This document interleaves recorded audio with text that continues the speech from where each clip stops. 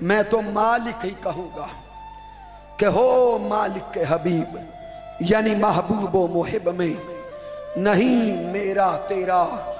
سامعین محترم، آج کے اس مادیت کے دور میں آئیے تھوڑا غور کریں، رب کائنات نے جو ہمیں اتنا عظیم رسول عطا فرمایا، اتنے اعلیٰ پیغمبر عطا فرمائے، آئیے تھوڑا من میں جان کے سوچیں تو صحیح، کیا ہم سوہنے آقا کا امتی ہونے کا حق ادا کر رہے ہیں؟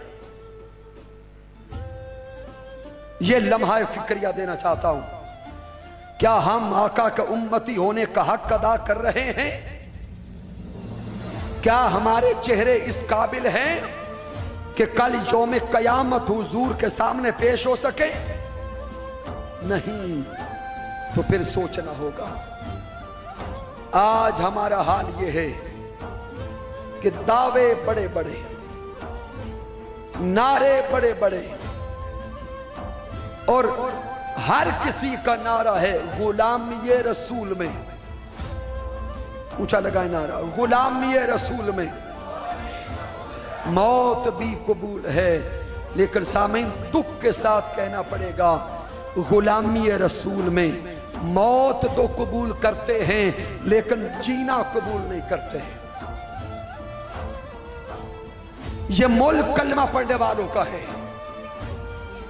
یہ ملک غلامی رسول کے نعرے لگانے والوں کا ہے، عشق مصطفیٰ کا نعرہ لگانے والوں کا ہے، لیکن ہم نعرے لگا کر دغے بازی کے بھی ماہر ہیں، جھوٹ بولنے کے بھی ماہر ہیں، ملاوٹ کے بھی ماہر ہیں، سود خوری کے بھی ماہر ہیں۔ دیکھتے چلے جائیں، ایک طرف دعوے عروج پر ہیں، دوسری طرف ملاوٹ بھی عروج پر ہے۔ اس ملک میں خالص دودھ نہیں ملتا، اگر فروٹ لینے بازار چلے جائیں تو عام ریڑھی والا بھی دکھاتا کچھ اور ہے، دیتا کچھ اور ہے۔ کپڑا لینے شاپ پہ چلے جائیں، شاپ کیپر لائٹیں آن کر کے چمک کوئی اور دکھاتا ہے لیکن دیتا کچھ اور ہے۔ اس لیے خدا کے لیے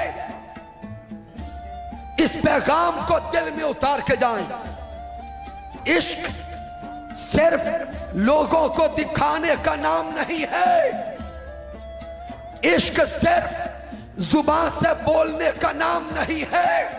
اگر عشق ہو بندہ مر جائے جھوٹ نہ بولے، اگر عشق ہو بندہ مر جائے حرام منہ کے قریب نہ کرے۔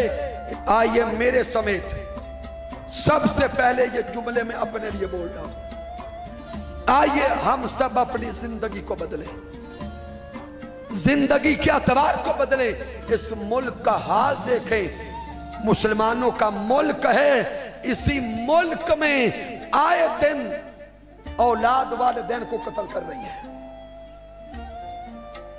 اسی ملک میں آئے دن بھائی بھائی کو قتل کر رہا ہے، بہنوں کے حقوق چھینے جا رہے ہیں، رشتہ داروں کے حقوق غصب کیے جا رہے ہیں، پڑوسیوں کا حق دینے کے لیے راضی کوئی نہیں۔